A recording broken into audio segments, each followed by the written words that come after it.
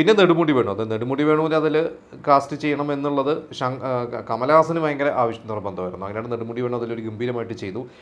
നാസറാണ് നെടുമുടി വേണുവിൻ്റെ വേണ്ടിയൊക്കെ അതിൽ ഡബ് ചെയ്തത്. പക്ഷേ ആ ഒരു നെടുമുടിയുടെ ക്യാരക്ടർ പിന്നീട് ഇന്ത്യൻ ടൂവിൽ വന്ന് നമുക്കറിയാം കുറച്ച് ദിവസം അഭിനയിച്ചിട്ട് ശേഷമാണ് നെടുമുടി മരിച്ചത്. പിന്നീട് എന്താ പറയുക, നമ്മുടെ ഇവിടുത്തെ നന്ദു പൊതുവാൾ എന്ന് പറയുന്ന നടനാണ് അത് ചെയ്തത്. പിന്നീട് ഇതൊക്കെ വെച്ചിട്ടൊക്കെ കുറേ മാറ്റങ്ങളൊക്കെ വരുത്തിയിരുന്നു.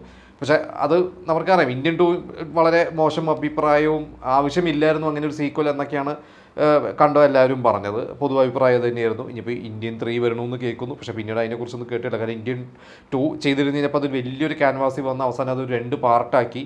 ഇന്ത്യൻ 3 ഇന്ത്യൻ 2വിനെക്കാട്ടും ഗംഭീരമായിരിക്കുമെന്നാണ് കമലഹാസൻ പറഞ്ഞത് ഇന്ത്യൻ 2വിൻ്റെ പ്രൊമോഷൻ സമയത്ത്. പക്ഷേ ഇന്ത്യൻ 3 ഇതുവരെ ഇറങ്ങിയിട്ടില്ല. പക്ഷെ അത് ഇറങ്ങുമായിരിക്കും, ഇറങ്ങാതിരിക്കാൻ പറ്റില്ലല്ലോ. ചെയ്തു വെച്ച ഒരു സിനിമ അവർക്ക് ഇറക്കിയല്ലേ പറ്റുള്ളൂ.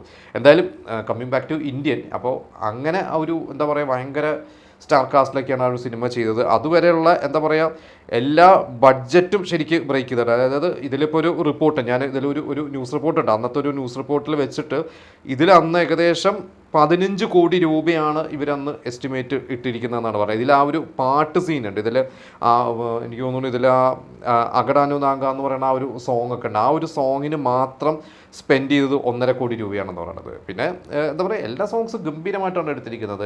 റഹ്മാൻ്റെ സോങ്സൊക്കെയാണ്. അന്നൊക്കെ ശരിക്കും എന്താ പറയുക റഹ്മാൻ്റെ ഒരു പ്രതാപ കാലം എന്ന് തന്നെ പറയാം. അതേപോലത്തെ റഹ്മാൻ്റെ ഏത് പാട്ട് ചെയ്ത് കഴിഞ്ഞാലും ഹിറ്റാണ്. റഹ്മാൻ്റെ പാട്ടുകൾക്ക് ഒരു മാർക്കറ്റ് ഉണ്ട്. അതായത് നായകൻ്റെയും സംവിധായകൻ്റെയും ഇവരുടെയൊക്കെ തല പോലെ തന്നെ റഹ്മാൻ്റെയും വലിയൊരു തല. റഹ്മാൻ്റെ എന്താ പറയുക ആ ഒരു പോസ്റ്ററിൽ പലപ്പോഴും യുവതാരങ്ങളാണെങ്കിൽ അവരെക്കാട്ടും വലിയ തലയായിരിക്കും റഹ്മാൻ. പണ്ട് ഇളയരാജയുടെ ഒക്കെ അങ്ങനെ ഉണ്ടായിട്ടുണ്ട്. ഇന്നിപ്പോൾ അത് അനിരുദ്ധ് വരെയൊക്കെ എത്തി നിൽക്കുന്നു. നമുക്കറിയാം ഒരു അനിരുദ്ധിൻ്റെ മ്യൂസിക് എന്നൊക്കെ പറയുമ്പോൾ എന്താണ് ആ ഒരു ബിസിനസ് എന്നുള്ളത്. അതേപോലെ തന്നെയായിരുന്നു റഹ്മാൻ അന്ന്.